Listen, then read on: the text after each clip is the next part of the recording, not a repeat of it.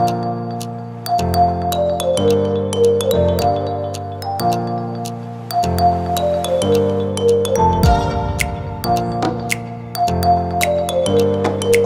iniciamos mais um Amadcast e hoje com a nossa convidada, a Flávia Campolina, e como host, segunda host hoje também, a Débora Gonçalves. Prazer, pessoal. Bem-vinda, Flávia, boa noite. Muito obrigada, meninas, é uma alegria estar aqui novamente, né? Claro, a Flávia já na realidade, já teve uma experiência, depois vocês voltem aí, tem um podcast dela, tem dois, né, na realidade, excelentes. De locação e um outro quando foi do direito da escola também. Isso mesmo. Um eu fiz a respeito do Airbnb, né? Eu estava como coordenadora de condomínio. E aí depois eu voltei com o Lucas pra gente falar do direito da escola. E aí agora, como coordenadora de locação de imóveis, vamos falar aqui, o bate-papo vai ser sobre os aspectos práticos dos direitos e deveres do locatário. A Flávia tem muita experiência, vocês vão ver aí com locação, então para nós hoje ela vai compartilhar um pouco aí do conhecimento dela. Isso aí. Flávia, para quem não te conhece ainda, a nossa audiência, conta um pouco do seu currículo, como que foi sua escolha pelo direito, como que você chegou no direito imobiliário aí.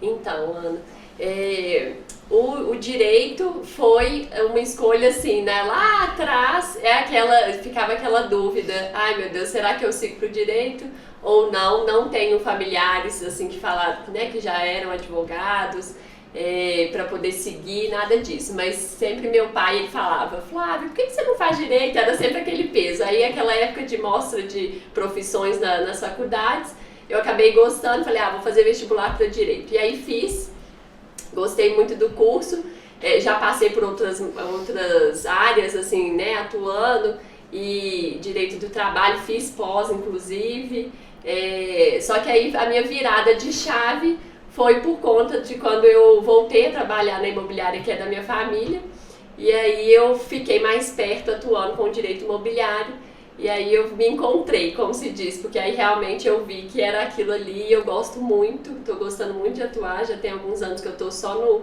direito imobiliário, desde 2016 aí, então eu atuo no jurídico da imobiliária, que é da minha família, e também tenho outros clientes. Eu falo que a minha maior cliente é a imobiliária, mas eu tenho outros clientes aí na área do direito imobiliário, então assim, eu lido com a alocação de imóveis no dia a dia, consultoria de condomínios que surge, né? Essa relação mesmo de imobiliária, locador e locatário, contratos, então contrato de compra e venda, o próprio contrato de locação,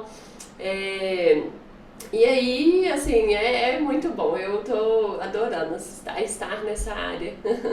Até uma curiosidade, o condomínio veio depois da Amad quando você assumiu ou não? Você já atuava também na parte condominial? Então, aí é curiosidade, viu, gente? Pra ver se ela despertou para uma área nova. Então, o condomínio já tinha e continua no sentido de mais consultoria mesmo, sabe?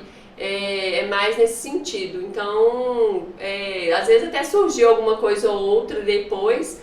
Eu gostei sim de atuar em condomínios, mas o que eu realmente com frequência maior assim é com locação, contratos, que a gente sabe que o direito imobiliário é muito amplo, né? Então assim, tem área que eu ainda nem me arrisquei, que é a questão da REURB, né? A gente tem outras coisas. Mas aí acaba que, lidando com imobiliário, a gente tem negócios imobiliários em geral, a incorporação imobiliária que a gente lida também, né? Então é isso. Bacana. E então, Flávia, para a gente falar desses direitos e deveres, tanto do locador quanto do locatário, é importante a gente falar sobre o próprio contrato de locação? Ah, sim. Então, é essencial, como se diz, né? Sim. Porque para a gente chegar nos direitos e deveres, a gente tem que falar aí da lei primeiro, do inquilinato, que é a lei assim conhecida, né, do inquilinato, porque ela trata da alocação de imóveis urbanos, que é a lei 8.245 de 91.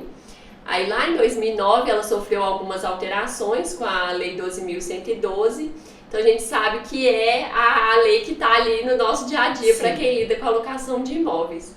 E aí a gente sabe que a lei ela não obriga de se ter um contrato escrito, né? É permitido o contrato verbal, então assim, ela dá essa opção, mas eu, Flávia, é o que eu sempre falo, se vai tratar de uma locação, você vai acompanhar ali, elaborar um contrato, não custa você priorizar que seja feito mesmo um contrato completinho ali, discriminado, que fique objetivo, que não precisa, né? Não quer dizer que vai ser um contrato por escrito que vai ter que ser extenso, né? Isso. Sim. Então, assim, para ser seguro para as partes, não é só locatário ou locadora, imobiliária que às vezes vai intermediar, um corretor autônomo, mas assim, é importante ter sim aquele contrato por escrito, porque para evitar mesmo qualquer desgaste que venha acontecer, eu falo que é uma frase que é muito simples e antiga, que é aquele combinado não sai caro, que é o que resume essa parte do contrato. Excelente. Então, assim, estando ali, tudo previsto em contrato, às vezes tem, né, algo, porque a gente sabe que os direitos e deveres, eles estão ao longo da lei. Mas, assim, não é você pegar a lei e colocar ela toda, né, no contrato, né? Mas a gente sabe que tem coisinhas que devem pontuar que cada caso é um caso ali mesmo da locação. Então é importante ter aquele contrato escrito, sim. Sou a favor né, do contrato por escrito, embora a lei ela não obrigue isso.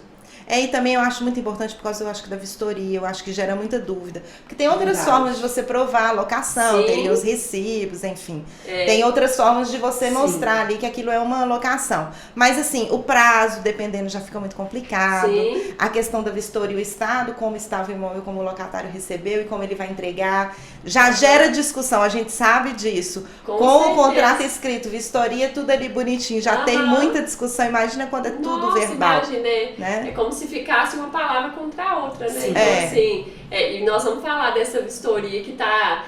Eu reservei um momento aqui pra gente falar sobre ela, então não vamos nem entrar nisso aqui agora. Eu acho que é uma das cláusulas mais importantes ali, né, de falar do laudo de vistoria e anexar ao contrato. E aí, Flávia, tem algum caso que vocês recordam que para exemplificar bem essa relação, né, de deveres e direitos do locatário ali no contrato de locação? Então, tem um caso que eu não lembro, não sei se vocês vão lembrar. Foi um caso, eu acho que saiu a decisão no início desse ano, do TJ lá do Distrito Federal. Um caso de uma jabuticabeira, não sei se vocês vão lembrar desse caso. O que aconteceu? O locatário, ele alugou uma casa e o locador, ele tinha uma jabuticabeira, um pé de jabuticaba, e que ele tinha alucinação com esse pé de jabuticaba. E aí, o locador, ele combinou com o locatário que poderia sim construir uma piscina ali no imóvel. Uhum. Só que ele colocou como condição o que o locador alegou é que poderia sim o locatário construir a piscina desde que ele não retirasse a jabuticabeira. Sim. O locatário, por sua vez, já falou que o locador não foi tão claro, não constou no contrato que que era vedado retirar a jabuticabeira.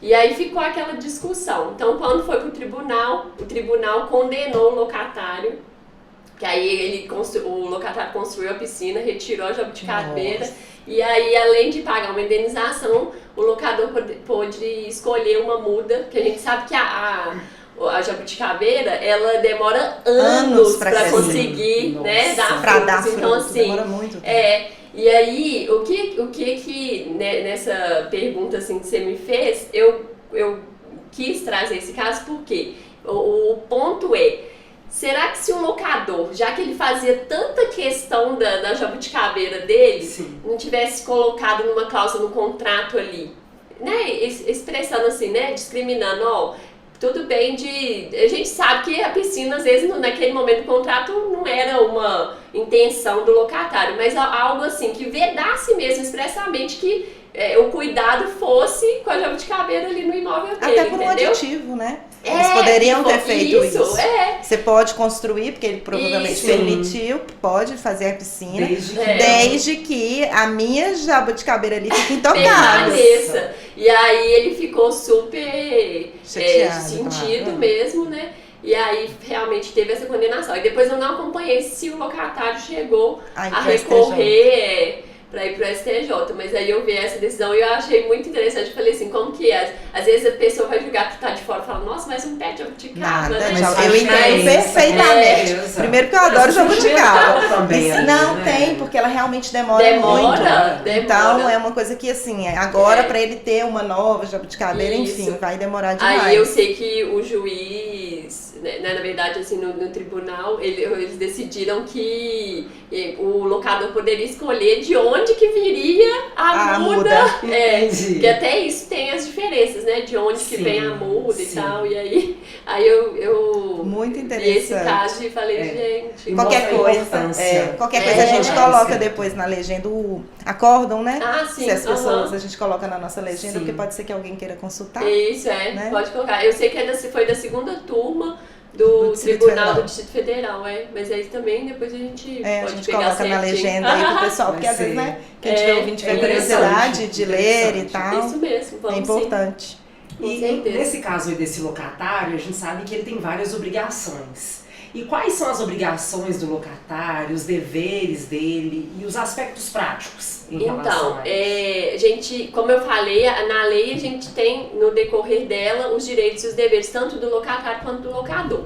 2 artigos importantíssimos na lei do inquilinato são o artigo 22 e o 23. O 22 vai tratar das obrigações dos deveres do locador e o 23 os deveres do locatário. É porque, às vezes, assim, quando é uma obrigação do locador, automaticamente a gente sabe que aquilo ali vai ser um direito do locatário e vice-versa, né? E aí eu pontuei até alguns aqui de deveres do locatário, que seria o primeiro que tá lá, né? O pagar pontualmente o aluguel e os encargos da locação. Então, quando tem isso lá, o que quer dizer? Trazendo sempre pro contrato, que é importante a gente linkar, para estar sempre tudo bem definido ali. O pagar pontualmente é definir ali o valor do aluguel, definir o prazo que vai ser a data de vencimento. Então vai ser todo dia 10, vai ser todo dia 20. Se não definir, a lei fala que vai ser até o 6º dia útil após o mês vencido. Então assim, é importante trazer isso. E lá fala também nesse inciso que o aluguel vai ter que ser pago pontualmente no imóvel locado.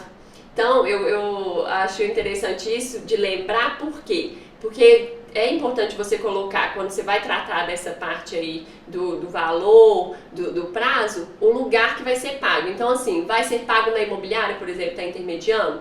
Porque a lei entende que se você não colocar nada ali no contrato, é o locador tendo que bater lá na porta do locatário buscar. Sim. Então é aquele caso que eu falo, é como se fosse lá na Vila do Chaves, o seu barriga tocando lá no seu Madruga para poder pagar o aluguel todo mês. Então, porque realmente no inciso tem isso aí no imóvel locado. E aí a questão da forma de pagamento, que a gente sabe que a forma é diferente do local, e aí tem que colocar, vai ser permitido o dinheiro, vai ser permitido transferência bancária, hoje a gente tem a opção do Pix, cheque, né? O que vai ser permitido? Então coloca ali também no contrato, né? Dentro desses deveres aí do locatário. Além disso, tem um outro dever importante aqui, é usar o imóvel conforme convencionado em contrato. Então, o locatário, quando ele recebe as chaves do imóvel, ele deve cuidar daquele imóvel como se fosse seu. A gente sabe que, infelizmente, né, existem casos aí que a gente lida no dia a dia que não é bem assim que acontece, mas é um dever do locatário ali cuidar como se o imóvel fosse seu mesmo. E um outro dever do locatário, então, que acaba complementando aqui, é o zelar pelo imóvel, fazendo os reparos básicos. Aí que vem outras discussões. Quais reparos básicos seriam esses, né? E aí, os reparos básicos são aqueles necessários ali na manutenção do imóvel. Mas a gente sabe também que é muito discutido, porque tem dúvidas, porque aí fala, Flávia, então o que é um reparo básico? O que é de manutenção? Alugou um imóvel residencial, a resistência do chuveiro queimou.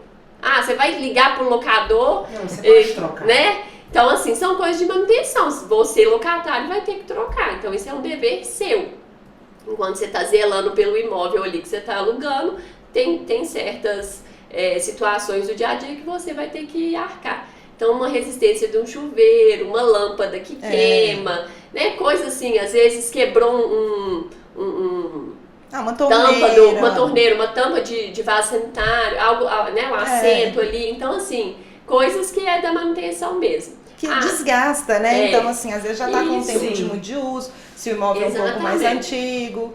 E você não pode repassar, por exemplo, essas despesas para o locador. O locatário tem que arcar com essas despesas ou não? Por exemplo, trocar essa resistência, fica a cargo do locatário. Isso, o que é dever dele de manutenção, sim, eu entendo que sim. A resistência de chuveiro. Trocar a tampa, sei lá, uma torneira que... eu não sei como é que chama, que vai quando... Tem um termo, gente, que você, às vezes ela não tá dando, não é pressão, não. Você vai abrindo e aí ela não fecha. E aí você aí ela tá dando problema. E às vezes é do uso, né? A ducha, às vezes é trocado. E aí, assim, são coisas que é do uso ali. Porque sempre... Não é o locador que tem que ficar, né, fazendo esse tipo de manutenção. Porque sempre eles falam, não, o locador que tem que pagar. Então o locatário, qualquer coisinha que acontece, mas não é tudo, locador. Né? Exatamente. E aí a imobiliária, às vezes quando tem imobiliária intermediana, a imobiliária tem que saber lidar com aquilo ali, porque tem coisas que vão estar na lei mesmo, né? Mas a gente sabe que a lei ela precisa de especificar certas coisas que são as dúvidas do dia a dia, né? Isso aí, né? Então assim, igual você falou, Débora, pode passar pro locador pagar? Não é tudo. Aí, por sua vez, assim, né, pelo lado do locador vai ser o quê? Os reparos de estrutura. Então, assim, estragou algo estrutural do imóvel. Aí, às vezes, vai negociar ali aquela... faz mais de um orçamento e tudo. Às vezes, o locatário vai abater no aluguel ali. Algo assim, negociável entre eles. Sim. Mas tem coisas que vai ser do locador mesmo. Então, se é algo... Às vezes... deixa eu pensar aqui um piso, exemplo. por exemplo, piso soltou. Então, mas aí depende. Até o piso depende. Porque se for a parte elétrica, sei lá, deu algum problema, talvez é um bom exemplo da parte elétrica, que tem que ser trocada ou refeita, porque às vezes já tem muitos anos. E aí, isso é uma coisa do locador, porque aí tem que fazer uma parte interna, tá ligada à estrutura do imóvel. Isso. Ou de encanamento também, às vezes da infiltração. Uma coisa mais leve, assim, um piso quebrou, mas aí rachou. Foi por causa do uso. Foi uma infiltração, entendeu? Que gerou qual é a causa porque ele, né, teve esse problema. O locatário sempre vai querer passar. Se o piso quebrou, você vai trocar. Aí tem que buscar a causa. E tem casos que você vai ter que quebrar o piso todo pra arrumar aquele... Sim. Ou trocar tudo, porque você não vai achar o mesmo. E tem isso, né? Que aí às vezes é mais antigo. Então, assim, tem que analisar. Então, se for uma infiltração, por exemplo, que é referente, né? Aí a parte hidráulica, aí é estrutura. Então, responsabilidade do locador. Se for algo, igual você falou, um piso, que às vezes é de uso mesmo. Às vezes tem até a questão dos imóveis que são mobiliados, né? Que aí entra aquela parte do cuidado ainda maior. Então, assim, quebrou, tem uma mesa lá que quebrou o vidro, ou às vezes até o locatário quebrou um vidro lá da janela. Ele vai trocar. Entendeu? Não não vai cobrar do locador isso, entende? Isso já aconteceu comigo, é um caso muito engraçado. Eu morava num outro apartamento e esse apartamento era de aluguel. E aí eu tava com uma amiga minha, isso na época da faculdade, gente. E ela passou, ela entrou no apartamento, quando ela voltou, a gente tava na varanda, ela fechou a porta e a porta trancou. Nós ficamos trancadas na sacada.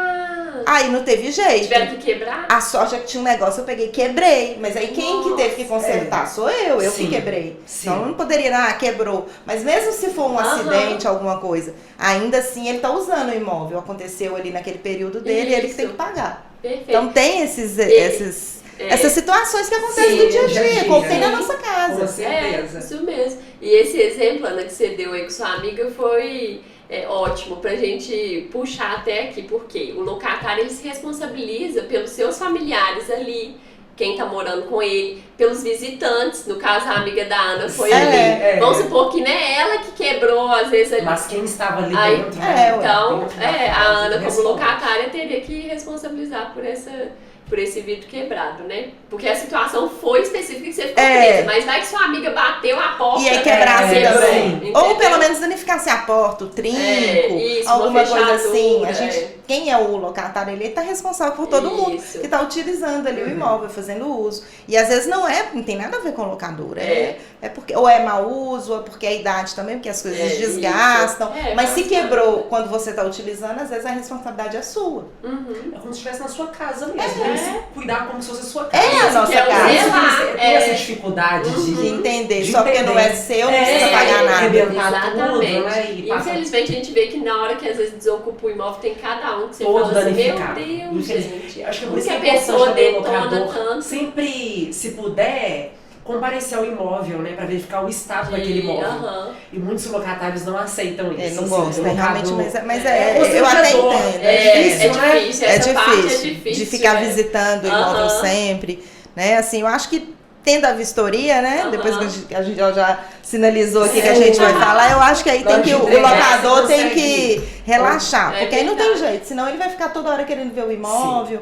E aí o próprio inquilino pode se sentir, né, invadido, toda hora tem que mostrar o imóvel. Acho que fica um pouco desconfortável. Tem que ter um motivo, não assim, né, toda hora, uma vez por ano vou lá. Mesmo assim, eu acho que não precisa.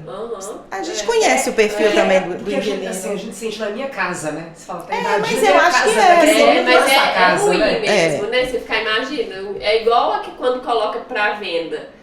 Que tem locatário que prefere sair do imóvel logo pra não ter que ficar recebendo na hora mesmo. possíveis compradores. Eu já tive um caso assim de imóvel e aí sempre tinha que alguém lá pra visitar o imóvel. Aí tem inquilino não deu conta. Sente um pouco assim, de certa forma, invadido. E às vezes ele, dependendo da rotina da pessoa, tem que tirar da rotina. Então você isso vai estar em casa. Aí acaba que vira um certo incômodo. Realmente. E aí, falando do lado de vistoria, o próximo ponto aqui, que eu coloquei seria ele. Que o outro dever, né, do locatário é devolver o imóvel no fim da locação nas mesmas condições em que recebeu. Então aí vem a questão do laudo de vistoria, que é essencial. Para mim é uma das cláusulas mais importantes do contrato de locação. Você colocar ali que o laudo vai estar anexo e fazer mesmo um laudo de vistoria caprichado. Não economiza não, coloca tudo detalhadinho ali mesmo no inicial, anexa fotos. Então assim, se tiver alguma coisa bem específica, né, faça questão ali que é o momento. Porque aí um laudo bem feito no início, quando for o laudo final, o laudo de vistoria final, vai ser muito mais fácil de comparar, se vier a ter uma discussão, vai ser muito mais tranquilo de falar, opa, peraí, isso aqui não estava assim, lá no laudo inicial estava assado, e assim vai essa questão para se resolver mais fácil entre as partes. Então, era tratar mesmo dessa importância do laudo de vistoria. E hoje em dia eu acho tão simples, porque você pode tirar foto, fazer um registro fotográfico de vídeo, porque isso tira qualquer dúvida.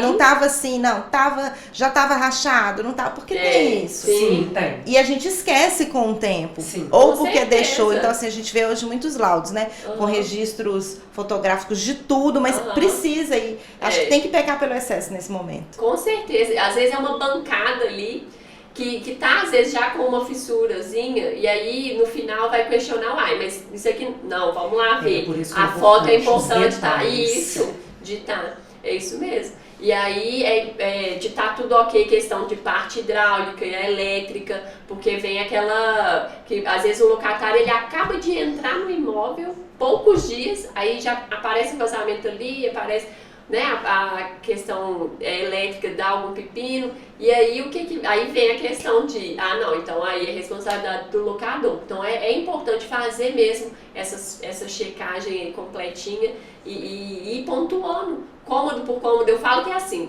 é uma casa, por maior que ela seja, vai cômodo por cômodo e vai ali assim, né, pontuando mesmo, que facilita demais. Se dá trabalho no início, mas evita um pleito lá no futuro. Sim, e até pro inquilino. Comprovar. O inquilino também, às vezes muitos inquilinos não formalizam depois alguma coisa que ele quer impugnar do laudo. Não tá assim, você falou que tá perfeito, mas não está. Pode acontecer algum erro, pode acontecer, isso aqui, ou o próprio vistoriador às vezes não enxergou algo que tinha alguma avaria, aí ele vai e mostra, geralmente as administradoras dão um prazo para que a pessoa, Isso. né, manifeste sobre o laudo. Se não manifestar, tudo bem, tá tudo ok, tá de acordo. Mas se não estiver, então tem que realmente pegar ali, o inquilino também pegar aquele Esse laudo cuidado, de vistoria, né? E ir olhando. Tem Isso. isso aqui, tem. Não, mas eu achei outra coisa. E aí olhar mesmo, tentar registrar tudo isso para depois não ter dúvida futura. E é bem Isso importante mesmo. o locatário acompanhar o locador, no próprio dia lá da vistoria, ele acompanhar o que ele tá fazendo, né? O ideal é isso, mas quando não, quando não isso tem ideal, jeito, isso mesmo, né? Mas às vezes não, quando não tem jeito. Aí é o que a Ana falou, tem que abrir um prazo para ele conferir aquilo. Porque aí ele vai entrar no imóvel, olha com calma. É. Porque também, ele também tem o direito de conferir. Então ele vai, olha tudo. No Não, o momento piso dele, tá, né? sozinho, aí ele olha, porque às vezes, com muita gente em volta, às vezes Passa alguma coisa pode despercebido, passar. né? Sim. E aí não, quando o inquilino tá ali já com a chave, já tá ocupando o imóvel, ele tem um prazo ali, um prazo razoável, que ele possa olhar tudo com calma, e aí ele fala, deixou isso aqui, ou isso não existe, ou não é tão assim, é menor ou é maior, porque isso vai evitar muita discussão lá na frente. É isso mesmo. Normalmente esse prazo que eu vejo assim são 5 dias, às vezes 10. Eu vejo também Então, 10, de 5 a 10. Nunca vi maior também, não. Aí, porque assim, a pessoa já vai ter, entrou ali, já vai ter Deu aquele tempo, prazo. né? Deu pra tempo de poder, olhar, né? Se quiser complementar alguma coisa no laudo, é o momento dela. Mas então, aí seria esse e outro que eu coloquei aqui, o locatário ele tem o dever de respeitar a convenção condominial, o regimento interno, se o imóvel, né, ele estiver em um condomínio, que a gente sabe que são as regras ali do condomínio por meio da convenção e o regimento interno. Então, a gente sabe que isso já tem por lei, mas às vezes a pessoa gosta de colocar em contrato ali para deixar bem claro. Então, o locatário ele tem que estar ciente que aquilo ali é um dever dele. Não adianta ele, se ele está entrando num lugar, ele tem que saber as regras ali, é até direito dele em ter acesso para ele saber ali, aquele condomínio permite ou não, às vezes alguma coisa que ele, né, às vezes ele entra achando que vai poder fazer tal coisa e no condomínio não é permitido, por exemplo, ou vice-versa, né? Então, assim, é importante também. E a questão de avisar o prazo de antecedência, né, 30 dias com relação à sua saída. Então, o locatário ele também deve avisar, tem esse dever de avisar com 30 dias de antecedência, porque senão vem aquela questão, né? Aí a gente entra em multa e tudo, e aí também tem que analisar cada contrato, cada caso, para ver se aquela saída vai ser aplicada uma multa ou não. E assim, é um tempo, esse prazo de 30 dias é um tempo até para o locador também se organizar e se programar, porque ele sabe que o imóvel vai ser desocupado. E aí vem aquela questão, vou dar um exemplo aqui de pintura, que é sempre uma... Que dá pra uma discussão. A pintura não era nova, isso. A pintura não era isso. O meu entendimento se o locatário entrou com a pintura nova, o locador fez uma pintura nova, ele entrou, tá tudo bonitinho, pintadinho novo. Então ele, pela lógica, devolver o imóvel com a pintura nova. E vice-versa, se ele entrou, a pintura já estava usada, quando ele for sair, ele não precisa também pintar, né, para deixar novinho.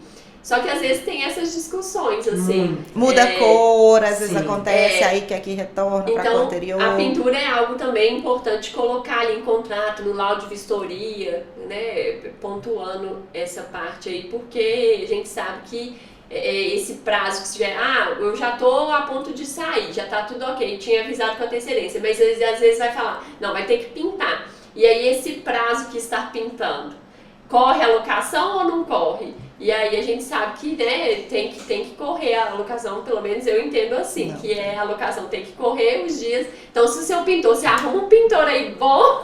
Pra fazer um serviço bem feito e não estender. Isso aí, pra liberar, porque os dias ali de aluguel vão estar contando enquanto você tá pintando o imóvel. Deixar isso bem claro também. Mas é porque muitas vezes dá ou faz um serviço que às vezes o locador não aprova, ou a administradora. Isso. Porque, vou fazer uma pinturinha que não adianta. Se Isso tá bem mesmo. feito, vai dar problema. Na realidade você tá adiando e depois vai ter que pagar mais. Não tem como discutir. A pintura não era assim, não tava tão assim. Tava, tem que fazer, não tem como. E se não entregar, aí vai estar correndo o aluguel. Aí às vezes quer entregar as chaves de qualquer jeito, enfim. Aí começa as questões, né, de conflito. Porque o aluguel vai continuar vai até entregar as chaves. Até tudo ok.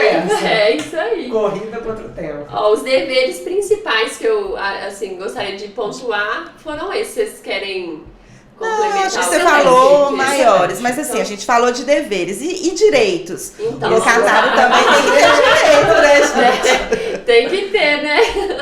Então, os direitos, eu pontuei aqui, ó. Receber o imóvel em perfeitas condições de uso, porque isso aí, em contrapartida, é um dever do locador. Ele tem que entregar esse imóvel em perfeitas condições. Aí é o que gera também outras discussões. O que seriam perfeitas condições? Porque às vezes o locador já coloca só lá no contrato perfeitas condições, aí vem o locatário. Ah, não, mas não está em perfeitas condições. Ah, a torneira aqui não está fechando direito. Ah, e aí é o momento que aí a gente volta lá no laudo de vistoria. Por isso que eu acho que o laudo de vistoria é tão importante. Porque muitas coisas vão recaindo dele. Porque aí o locatário ele vai falar, não, então em perfeitas condições, mas vamos pontuar aqui. Pintura, vamos pontuar essa parte elétrica, hidráulica, o que tá, pra gente realmente, que lógico, se do mesma forma que o locatário cuide daquele imóvel como se fosse seu, ele tem total direito de receber em perfeitas condições para usá-lo, né? E assim, às vezes se tem que fazer algum reparo, porque às vezes não foi identificado antes, aí às vezes as partes também podem combinar, acho importante falar, que às vezes, então tá, tudo bem, eu vou consertar, às vezes até o próprio locador fala, não, conserta, porque agora por alguma razão, aí depois a gente desconta no aluguel, e aí, ou então fala, não, vai ter uma carência para eu fazer adaptações, e aí não cobra, tudo é muito conversado, mas o momento de sentar e conversar é ali nessa fase. Isso mesmo, no início ali, essa parte de carência é super importante, porque é algo que dá para negociar mesmo. Então, às vezes, detectou bem depois, tipo assim, contrato sendo feito, e aí entrou no imóvel, viu que tava com alguma coisa que vai... Que às vezes precisar um tempo maior. Às vezes precisa de 15 dias para mexer e não vai ter como locatário entrar no imóvel ainda. Aí vai cobrar 15 dias do locatário? Não é justo. Então, o locador vai arrumar, fazer os reparos necessários, e aí, quando tiver tudo ok, ele volta. O locatário vai, né, entra no imóvel. Então, assim, isso aí é tudo muito... ter esse cuidado mesmo, de um lado e de outro, para ficar sempre justo, né? Aí, outro direito aqui é aquele direito adquirido, que é o direito de preferência famoso, de compra, né? No caso do proprietário decidir vender o imóvel. Então, direito de preferência que o locatário tem. Ó, o locador falou, decidi vender meu imóvel. Ele pode? Pode. Aí temos que ir lá ver... né, a questão do contrato, tem que dar lá, notificar o locatário, dar a preferência para ele, aí ele tem o prazo de 30 dias para manifestar se ele quer ou não. O locatário não falou nada dentro dos 30 dias, o que vai entender? Que ele não quer, então tá liberado para poder vender para um terceiro. Então assim, dar esse prazo de 30 dias. E aí depois a pessoa vai vender para um terceiro, a pessoa que adquirir, ela vai ter que notificar o locatário que vai ter 90 dias para desocupar o imóvel. Aí vem aquela questão, se tiver averbado na matrícula do imóvel, tem que respeitar o prazo que vai na realidade, contrato, né? Eu até entendo que para respeitar o direito de preferência, o contrato tem que estar averbado. E para respeitar o prazo, ele teria que estar registrado. Para respeitar até o prazo, notificação? Sim. Para mim, o direito de preferência, o contrato de locação tem que estar averbado na matrícula. É mesmo? Só que a praxe é que geralmente todo locador, e assim, ele já está usando o imóvel. Então, até uma pessoa que... Qual é que tem mais interesse? Ele. Mas assim, a lei... fala expressamente, o contrato tem que estar averbado na matrícula. E para respeitar o prazo, sim, o direito de preferência. Eu entendo diferente pelo seguinte, que é um direito adquirido, assim, eu já vi pessoas também com esse posicionamento, que Tem, mas é porque aí eu talvez sou mais formalista. Pra mim tem que estar averbado. Você pode ter direito de perdas e danos, depois por outras questões, se não tiver averbado. Mas essa questão dele poder adquirir, e aí se tiver uma venda para um terceiro, e ele adjudicar, pegar esse bem pelo mesmo preço, condição, teria que estar averbado. Mas eu vi uma decisão recente, Ana, sobre isso mitigando. em relação a esse artigo, que o contrato ele não precisa estar averbado. Eu vou até te mandar vou até colocar essa decisão. E o desembargador falou o seguinte, que o comprador ele tinha ciência daquele contrato de locação, até porque ele teve acesso a ele e ele via o locatário lá quando ele foi comprar o imóvel. Não, mas aí para aquisição ou para respeitar o prazo? Porque são coisas distintas. Uma coisa é para ele adquirir, uma coisa é para respeitar o prazo, para retomar o imóvel. Não, para respeitar o prazo. Tá. Para mim eu também entendo que tem que registrar. Então, mas eu sou muito formalista, mas eu confesso que eu sou. Eu respeito, então, a questão pra mim, o notificar, independente de estar averbado ou não, tem que fazer. Por quê? Porque é um direito adquirido ali, eu entendo assim, porque a gente sabe que na prática quase não tem contrato averbado da matrícula, é muito difícil. É caro também. Então assim, as pessoas não têm. Então as pessoas não fazem. O comercial faz. O comercial ainda faz. O não porque é uma garantia mais, pra ele. Isso. Porque ele faz obra e tal. Mas o residencial é muito raro. O residencial é mais raro. Aí é complicado, porque aí vai que o locador inventa de vender. Sim. Aí, na minha visão, não custa o locador notificar esse de bom tom, foi o que eu falei. Assim, eu recomendo, tem a locação. Mas eu teria algum prejuízo, porque eu já quero vender para fulano, enfim, não quero vender pro... Primeiro, né? Deixa ele exercer, ele tem, na realidade ele tem a possibilidade de compra, eu não entendo como direito. E se não tiver averbado, eu não entendo como direito. Mas é óbvio que vai ter gente de posição contrária, porque eu sou muito formalista nesse ponto. Porque a lei realmente ela fala. E aí vai mitigar o entendimento dos tribunais. Mas é legal isso, né? Olha só, eu não sabia, por exemplo, que você tinha esse posicionamento. E é bacana a gente ter esse bate-papo. Com certeza. Porque pra abrir também, por alguma razão, isso. Teve uma situação, eu fiz, mas era locação comercial, um registro, na realidade eu pedi a averbação, mas aí o próprio pessoal do cartório, o substituto me ligou e falou, mas o registro está acima da averbação, eu entendo que não. Falei, não, você vai averbar e vai registrar. Porque a lei fala os dois lados. Mas já tá certo. Eu falei, não, faz os dois, por favor. Pra evitar. Né? Porque era uma locação muito importante, na realidade não era só prazo, tinha feito obra, enfim, estava tendo um investimento maior, então assim... Mas eu sou muito formalista nesse ponto, gente. Então, assim, com certeza vai ter julgado que vai mitigar. E eu acho assim, é muito delicado pro locador e não custa nada ofertar. Isso, independente de estar ou não. Porque ali já, pra mim, é o primeiro mais interessado ali de adquirir é quem tá usando o imóvel. Então não custa nada. Você não tá oferecendo pra várias pessoas ao mesmo tempo? Não custa ofertar. Mas assim, o direito mesmo é que eu não vou entender. Mas assim, é posicionamento, gente. É interessante. Isso é legal, gostoso, isso. E aí, essa notificação, eu falo assim, mas tem um terceiro interessado de pagar em tais condições. Então, naquela notificação, eu entendo que você tem que colocar realmente. Porque tem gente que às vezes quer, falar assim, vou colocar algo que não é tão verdadeiro ali. Ou coloca um valor muito a maior. Isso acontece muito, de colocar um valor a maior se já tem alguém. Exatamente. E aí, às vezes, quando o locatário descobre que ele vendeu por um valor mais baixo. Por esse valor eu compraria. Aí é onde vem a questão, por exemplo, de uma perda de dano, que você diz, né? Uma indenização, algo assim. Aí sim, porque ele foi preterido, mas não foi com igualdade de condições. Isso. Uma coisa está sendo pelo mesmo valor. Isso acontece às vezes. A gente, na realidade, já atuei pelos dois lados, tanto tentando anular a venda, porque realmente nas mesmas não foi essas condições, ou por falta de ofertar, mas aí eram contratos que estavam averbados e registrados. E também uma das primeiras coisas que eu fiz quando eu estava atuando no imobiliário, quando eu mudei, de área, foi notificar o inquilino pela venda para sair. Era uma proprietária de uma loja. Na realidade, a consultora tinha comprado, vários lotes e ela estava numa loja. Aí, assim, o negócio dela envolvido, realmente ela não tinha como adquirir, assim, a pessoa, você tem que sair ali 90 dias, e aí depois você fala, a construtora também deu um prazo maior, até para ela se estabelecer, mas dependendo, às vezes, porque não adianta resistir. Isso é importante falar, nesse caso de venda, o locatário não vai ter jeito, ele vai ter que desocupar mesmo, então, o máximo que a gente, assim, orienta é tentar negociar ali, dependendo, um prazo maior, para ele poder arrumar um outro imóvel, para poder se estabelecer ou morar, né? Com certeza, é isso mesmo. Mas assim, eu acho que não custa essa notificação e claro que tem que ser transparente. Eu acho que tem valor, que falar tudo, ali, condição, as forma. condições verdadeiras, né? E tudo certinho. Então é isso.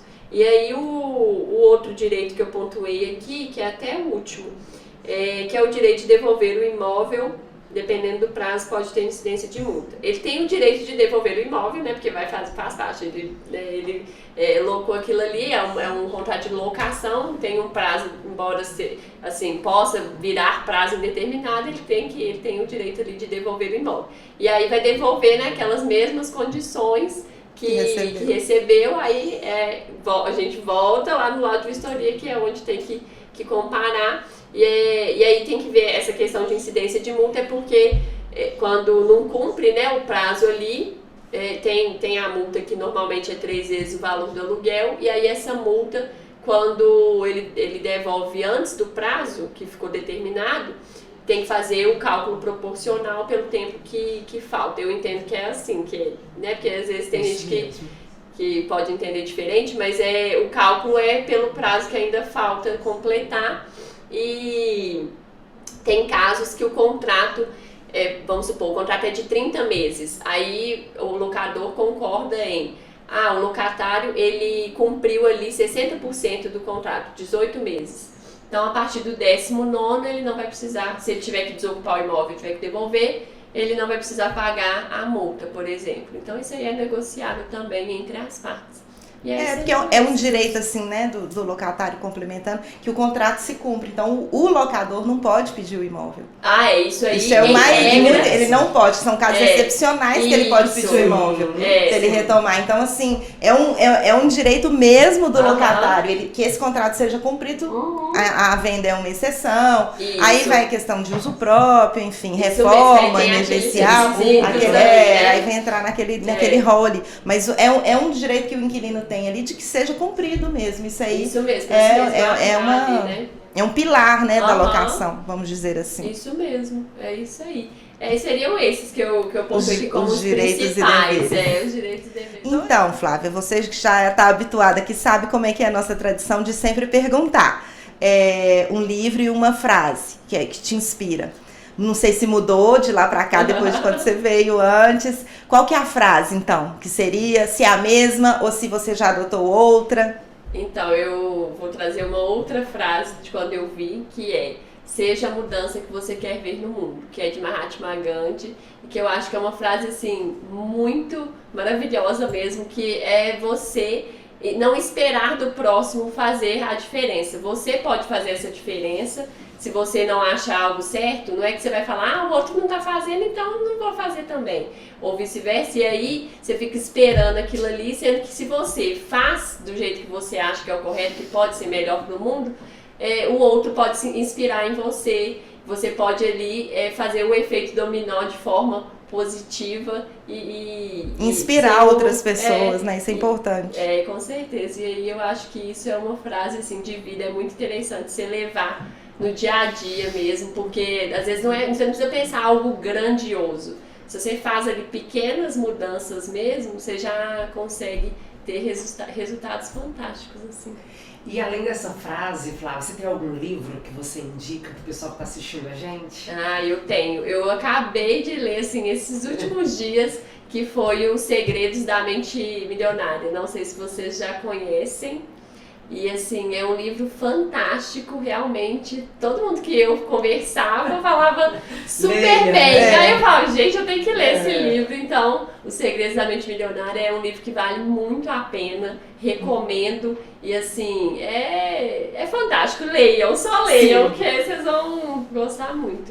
E tem algum de locação? Até porque foi o nosso tema que você recomendaria também, me veio agora aqui a cabeça. De locação?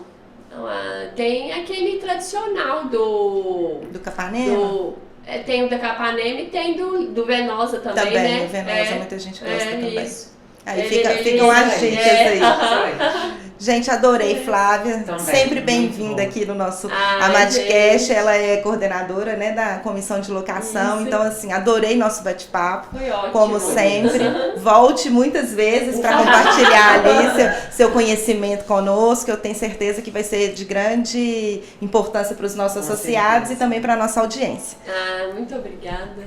E Flávia, onde a gente te encontra no Instagram? Qual é a sua rede social? Então, meu Instagram é @direitoimobiliariovocê E LinkedIn é Flávia Campolina. Aí, ó, eu agradeço, Ana, Débora, foi ótimo o nosso bate-papo, gostei muito. Muito obrigada mesmo pela oportunidade, espero voltar mais vezes e estou aí à disposição, viu? Com certeza. Muito obrigada. Até mais, gente. Até.